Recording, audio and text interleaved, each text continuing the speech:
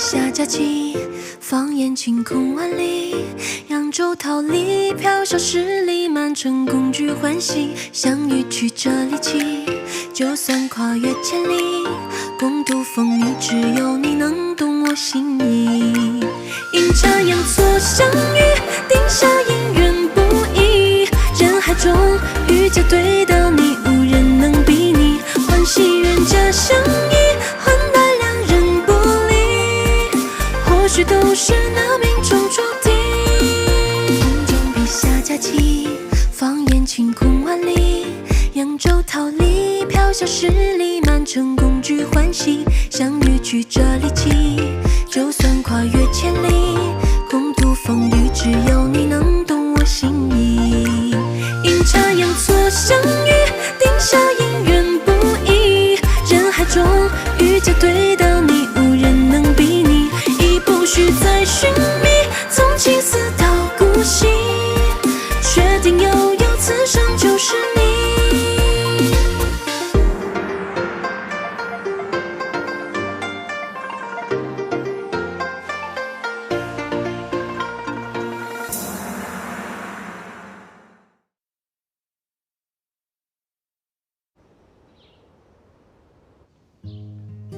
师傅，您可真是及时雨。那日要不是您突然降临，那我就……他就要收拾东西回扬州，把我一个人丢在这儿了。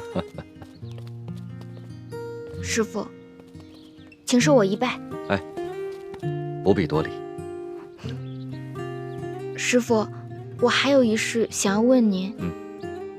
您是从前线边城来，冰燕姐姐的近况是否安好？冰燕她托我把这水晶燕送给你，却把原部区聘你的碧玉剑留了下来。她错嫁到荆州之后的近况嘛，便不言自明。如此甚好。歪打正着，各有其主，这就叫鱼配鱼，虾配虾。怎么不接着说了？这下一句是乌龟配王八。哎，你这小子！哎，师傅，好了，不闹，我跟你们二位说些正经事。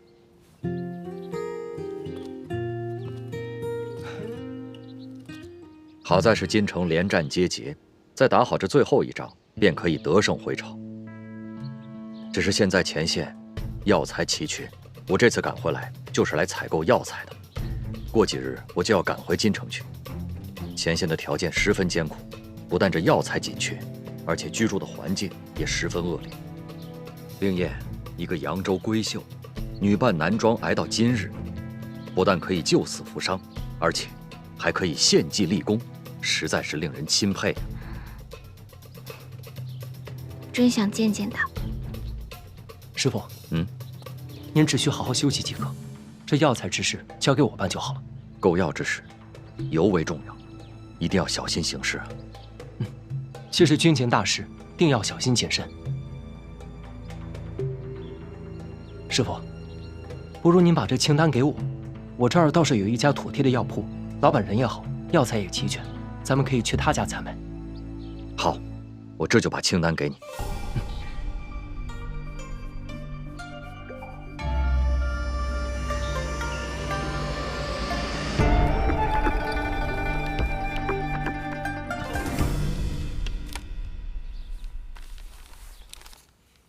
天生，您手里拿的是买药清单，剩下需要办理之事，我都写在信中。你马上前往舒大娘的药铺，要寄敬堂，按照信中所说，火速办理。说好。哦，对了，你日后一定要多多留意，有没有人在后面跟着你。如果有人跟着，你就在街上瞎溜几圈，把他甩掉。哎，还有这个，这是师傅带回来的西域葡萄，你的嫂嫂偏要给你这个好妹妹留着尝尝鲜呢。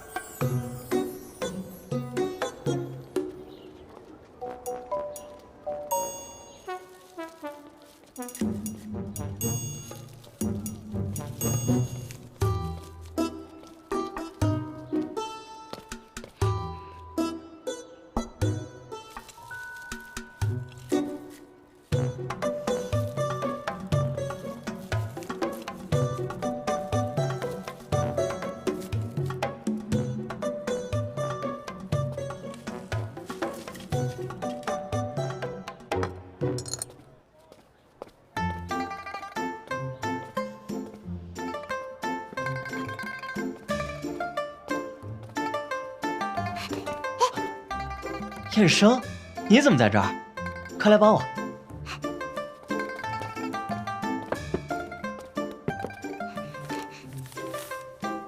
给我的。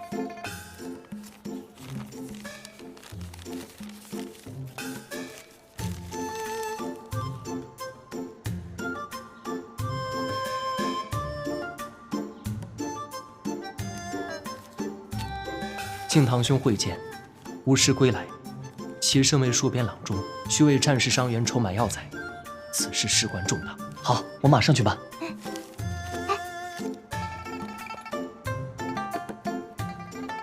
也是给我的。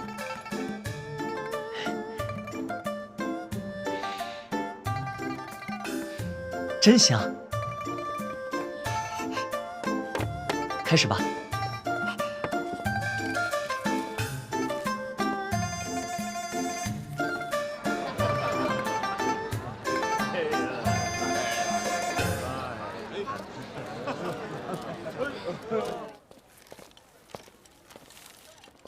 敬堂，哎，娘，你们俩这忙活什么呢？齐三公子让燕生送过来一封信，说是让咱们替他速备一批药材。要这么多啊？您看，这批药材是要送到边城给杀敌将士们用的。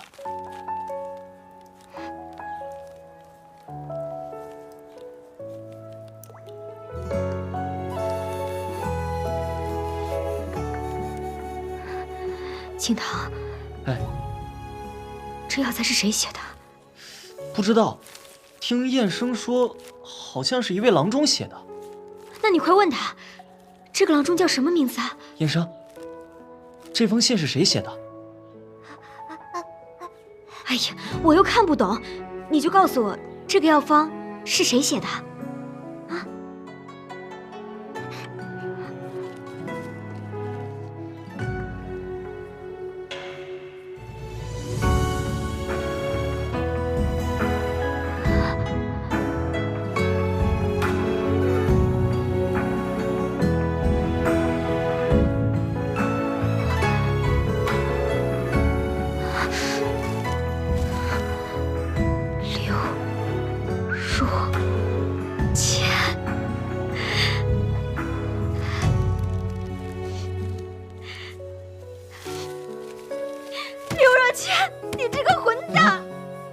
娘，你怎么了？娘，你说话呀，娘！敬堂，你知道刘若谦是谁？我的夫君，你的干爹呀！真的？但是，会不会是同名的呢？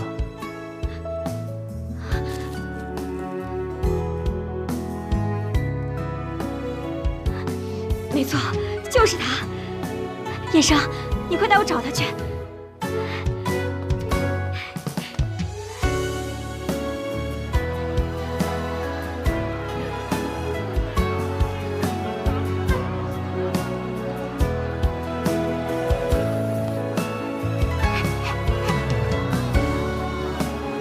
修真，快走！哎，客官里边请，里边请，里边请。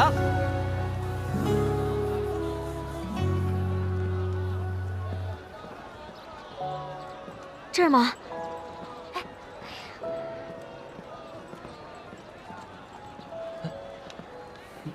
舒大娘。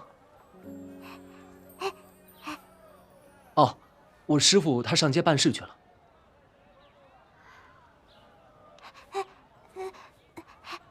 舒大娘是找我师父有什么事吗？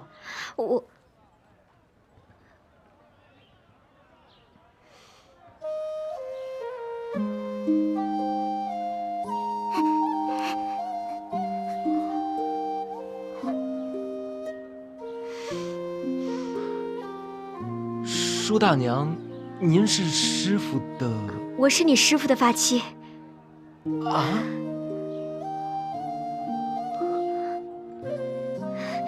三少爷，我问你，你师傅的大名是不是叫刘若谦？是河南洛阳人，是今年41，属猴的，对不对？是。那没错，就是他。我们俩打小就认识，我父亲是开药店的，收了个孤儿徒弟，就是你师傅。我们俩从小一直玩到大。哎，我知道这个叫青梅配竹马。我也不怕你们三位笑话，这也算是天生有缘。我8岁就看上他，18岁就同他圆房，都到了这个年纪了，我还得踏破铁鞋东跑西颠，满世界去找他。哎，你们说，他算不算是个冤家？是，这师傅也不往家里去封信。他原来出去也是有出有归有信，这不他一出去2年，我等得心焦。你说年轻那会儿性格温和，这上了点岁数了，脾气就暴躁了些，我就狠狠斥责他为何不回家，这怎么家里就不如外边了？这不把人给吓跑了。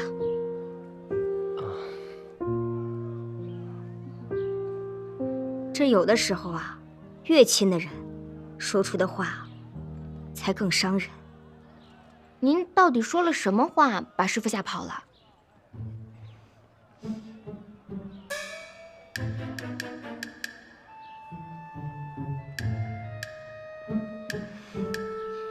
就一句话。什么话？你有种，就别踏进我舒家大门！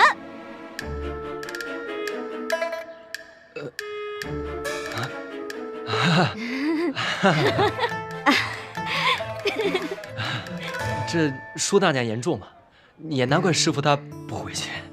可不是嘛，你说我当时说的时候也是无心的，这不是吵架了，这个床头吵了，床尾就和了嘛。谁想到一句话就把人给伤了。那大娘，您都知道是您错了，那道歉去不就行了吗？是啊是啊，我知道错在我，这不才满世界寻他吗？这不寻了许久，没想到他成你师傅了。哦，那师娘，请受徒儿一拜。快免礼，使不得使不得。哦，对了，师娘，这次师傅从京城回来置办药材，是为了办救治边城伤员们的大事，所以一切费用由我来承担。还请师娘先回药铺去，和建堂兄弟一起备好药材。我保证，师傅回来之后，定能与师娘团圆。好好。燕生，你先回京邮局等师傅回来，回来之后立马带来见我。那我们就先走了。那徒儿就不远送了。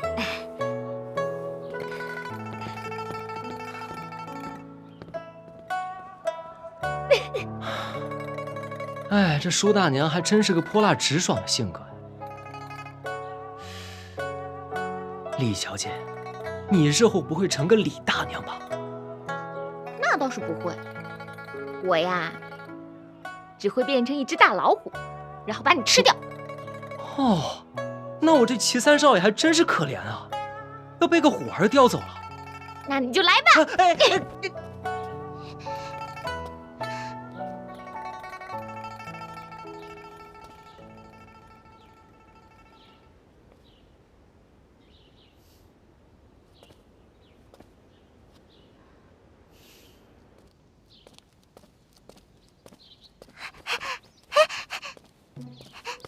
哦，燕生，找我有事。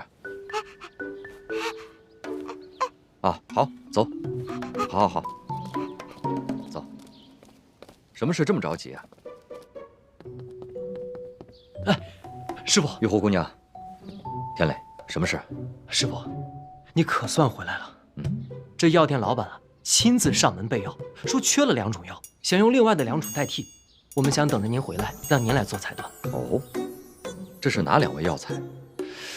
缺了呀，缺了那个熟地啊、当归啊之类的。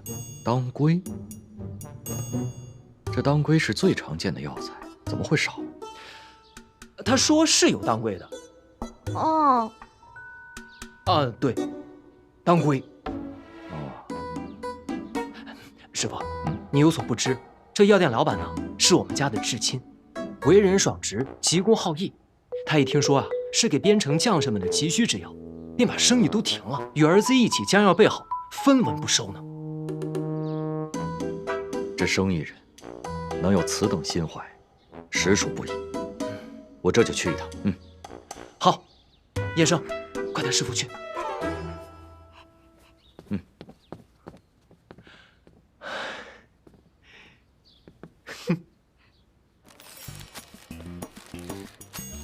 静堂啊，哎，娘，他们怎么还不来啊？哎，娘，你就放心吧，准备了这么多药呢，干爹肯定会来的啊。哎，静堂，我刚才跟你说的话，你可全部都记住了啊！哎呀，娘，您就放心吧，今天啊，我一定让您和干爹团圆。哎，好好好，来了，干娘这次可全靠你了。知道了。哎，燕生，悬壶济世。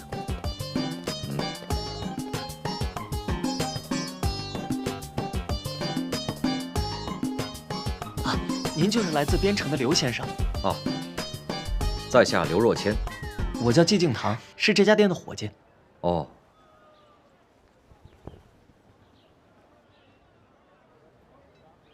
你家店主呢？啊，店主方才一直在这等候您，但实在不巧，他因为一点急事被请了出去。您稍等片刻，他马上回来。好。你先忙。我先忙。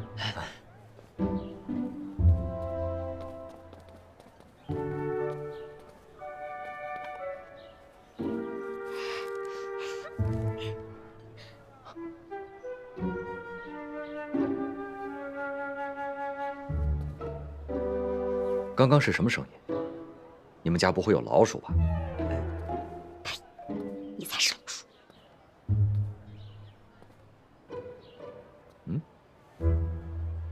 对了，先生，听说您是河南洛阳人。是。我们家老板也是洛阳人，据他说，他是您儿时的玩伴。哦，你家老板尊姓大名？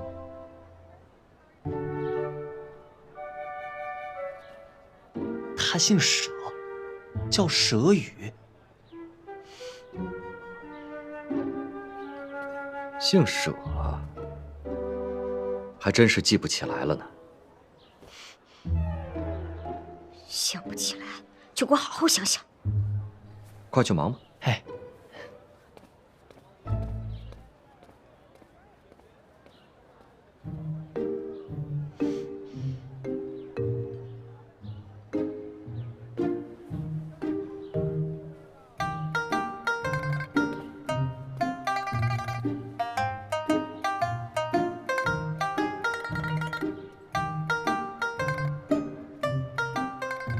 你练字几年了？啊，4年了。触笔灵秀，后生可畏。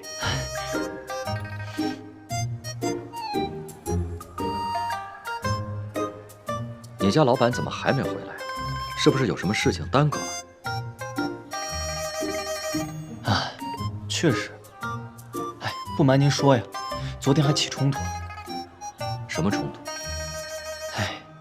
昨夜老板跟老板娘吵架，本来也不是什么大事，但是你一句我一句，2个人互相都上了火头。我们老板娘呢也是个倔脾气，老板呢又说了一些火上添油的话，这下糟了。于是呢，老板娘就摔门而出，老板呢也就急了，但是他怕耽误您的大事，所以说咬着牙帮你准备了这批货，于是才匆匆的去找老板娘的。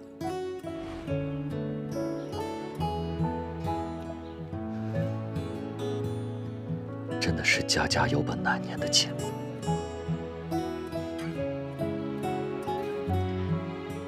不回来就不回来呗，何必去找呢？你你还小，你懂什么？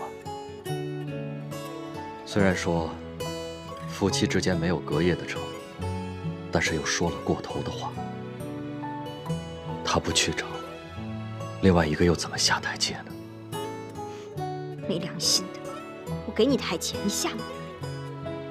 哦，对了，老板临走之前给了我一件东西，说只要将它交给你，就知道有当归了。当归。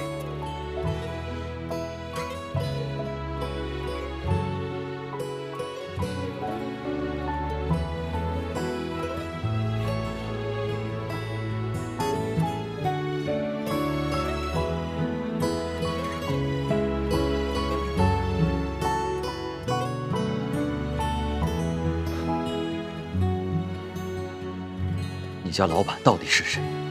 蛇语，蛇语，叔也。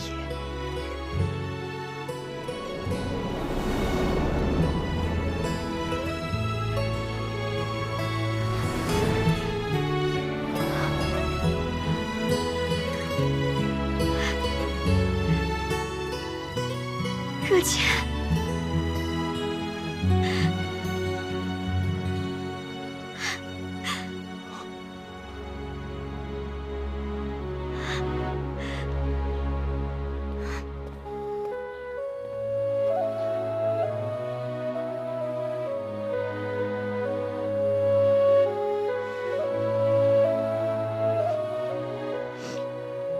我找的好苦啊！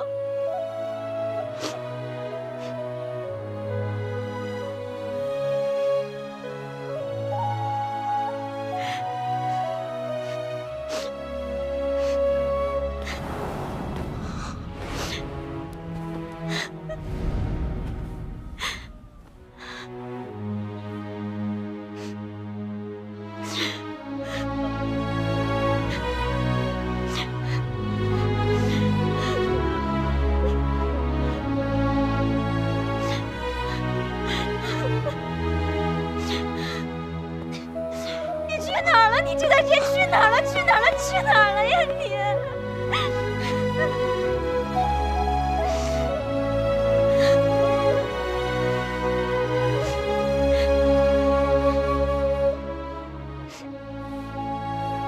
孩儿敬堂，拜见干爹。啊，免礼免礼。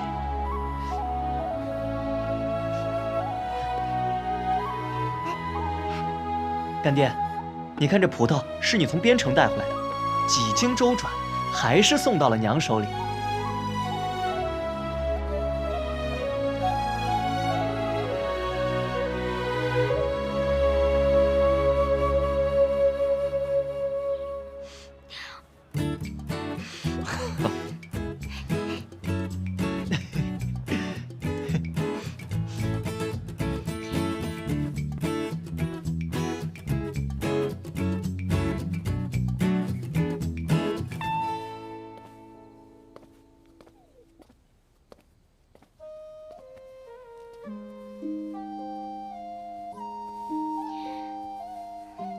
若谦，我决定了，以后啊，你上哪儿我上哪儿，咱俩再也不分开了。秀媛，你放心，后天我把药材送到边城，很快就回来了。后天？你一天都不能多待？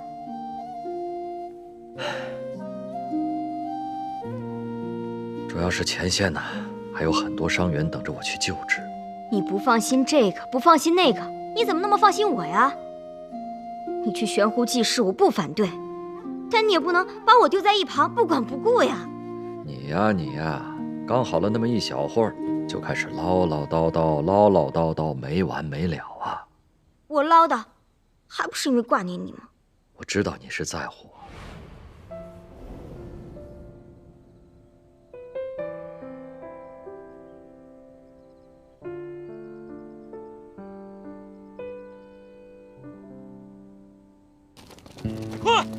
快点，快走！帮我看一下，人住啊！怎么样了？哎，杜宾，止血药还有没有了？止血药都用完了啊！这可怎么办？不马上止血的话，这位将士的命可就难保了。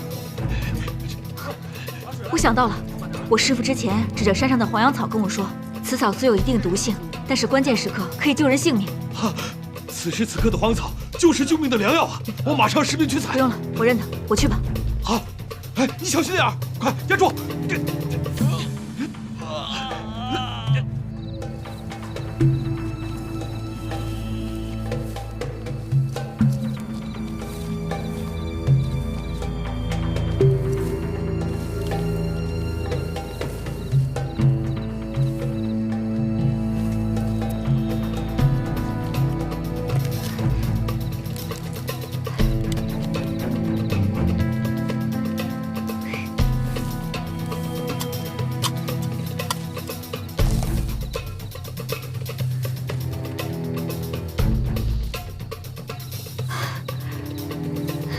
我找到了。啊，找到了！好，终于找到了！这附近一定还有，我们分头去找。好。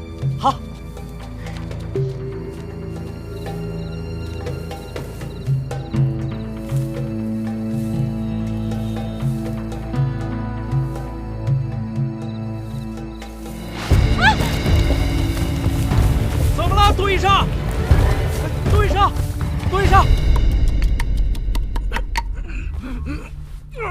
兄弟，忍住！有了这个就有救了，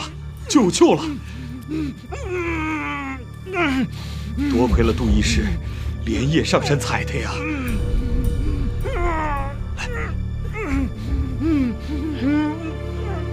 先生，听说杜宾受伤了，怎么搞的？哎呀，为了抢救伤员，他连夜上山采药，给摔伤了，严不严重？哦，幸亏是外伤，皮肉受点苦。不过这孩子是真倔呀，硬是不让人碰，他自己回去包扎了。来了。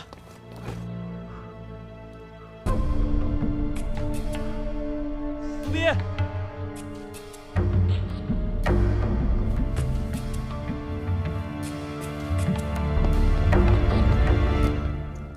杜宾，怎么样了？平威，还疼吗？我都好多了。你也真是的，半夜私自上山，为什么不跟我说，让我陪你一起啊？来不及了，救人要紧啊！行吧，哎，跟你说个好消息，入虎学探敌情的那个小兄弟得救了。真的？当然了，这也多亏了你，及时上山采药，又立了一大功啊。这仗是大家打的，人也是大家救的，什么功不功的？反正你就是功不可没，我要找大哥帮你请功。干嘛？大哥来了，还有人跟我请功呢。对，大队人马还在外面，快去。是，杜宾，那我先走了。啊。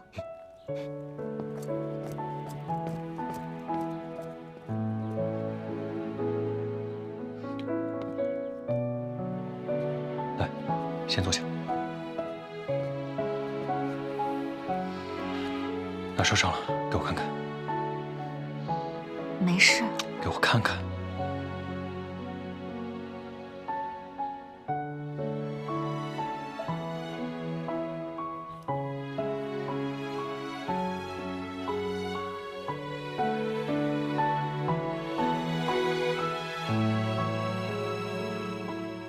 还疼吗？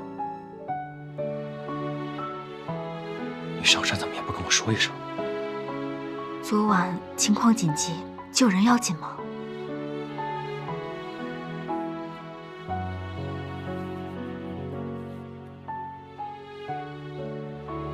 让你受苦了，但真没想到，你居然还是扬州的富家小姐。其实，离开扬州，换个环境也挺好的。自从我来了军营，我才知道，这个世界有这么大，我能做的事情有这么多。现在，我都没有刚来的时候那么想家了。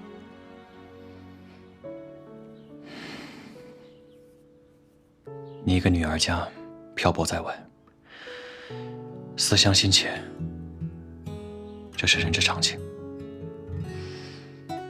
冰言，我想先送你回将军府。不，那我会被闷死的。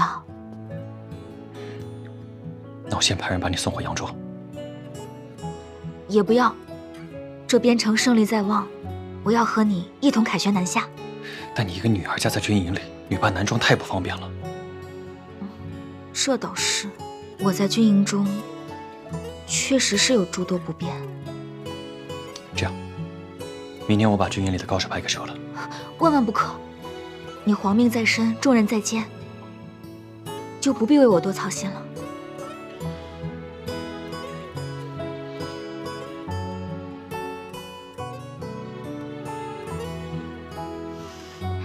我呢，会趁着养伤之机，好好的想个主意的。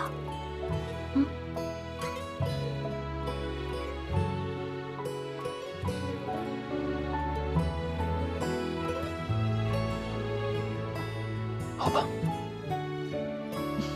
但你以后必须在我的视线范围内。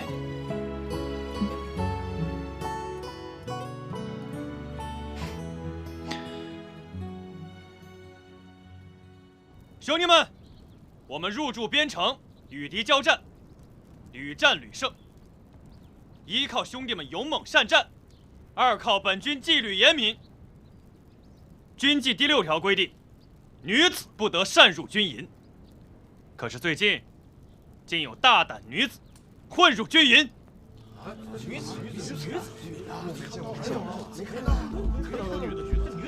大哥，咱这没什么女子。这个女子不是别人，正是本将从扬州娶到荆州的新夫人。带上来。杜宾。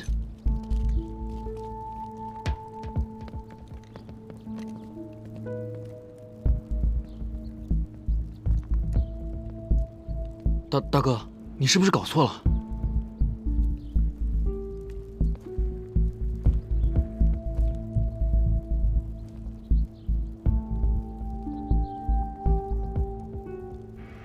别怕。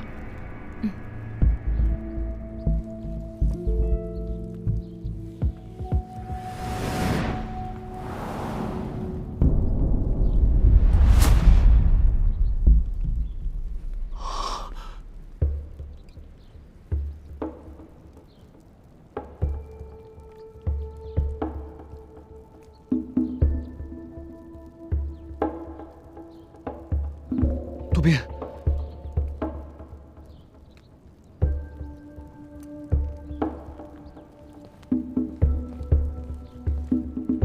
按照军规，女子私入军营，斩！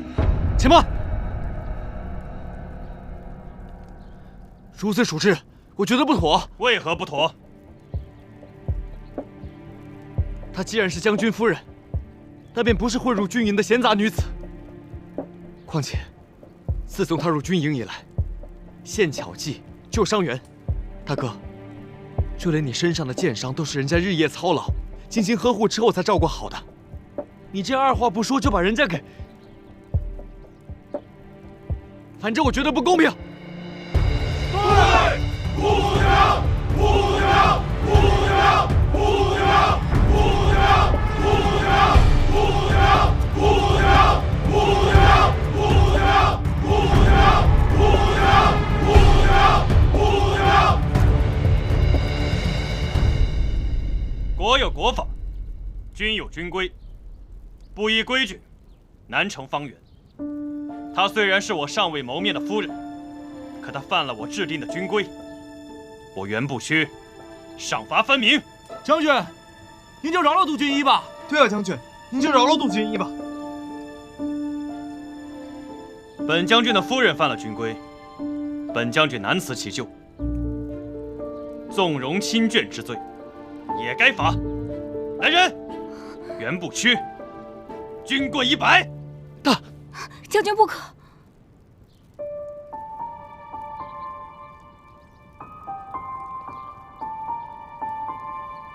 你是我的夫人，我们本就是一体，我怎么能让你独自承受？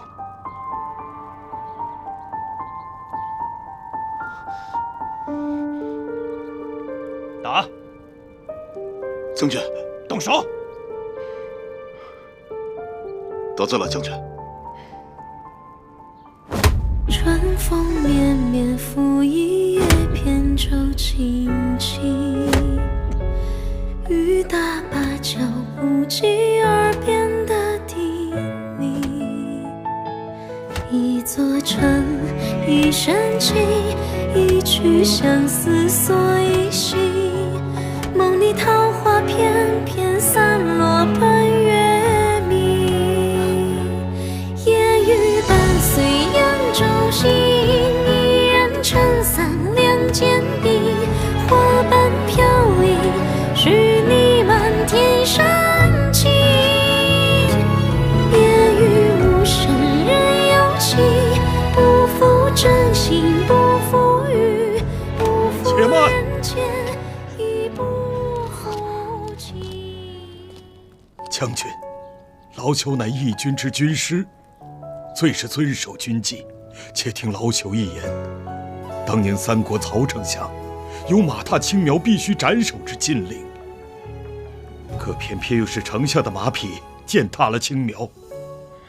为了严守军纪，丞相要自刎谢罪。如果不执法，丞相又不允。后来，众军师请命，要丞相割发代首，以示谢罪。对，割发代首。不知者无罪。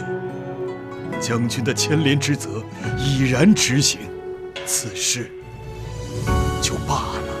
正经无罪，正经无罪，正经无罪，正经无罪，正经无罪，正经无罪，正经无罪，正经无罪，正经无罪，正经无罪。大哥。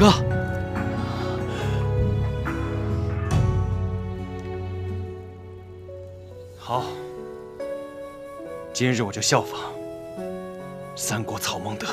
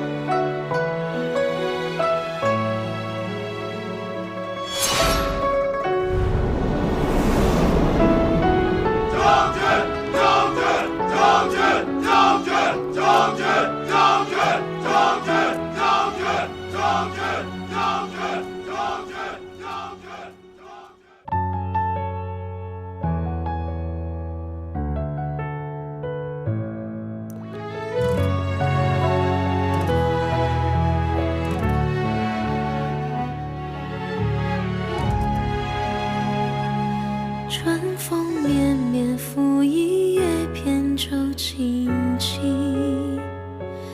雨打芭蕉，不及耳边的叮咛。一座城，一身情，一曲相思锁一心。梦里桃花片片散落奔月明。烟雨伴随扬州行，一人撑伞两肩并，花瓣飘零，是你满天深情。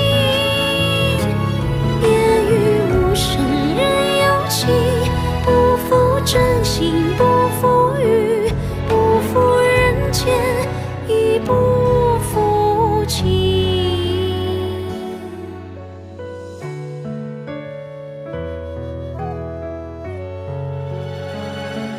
春风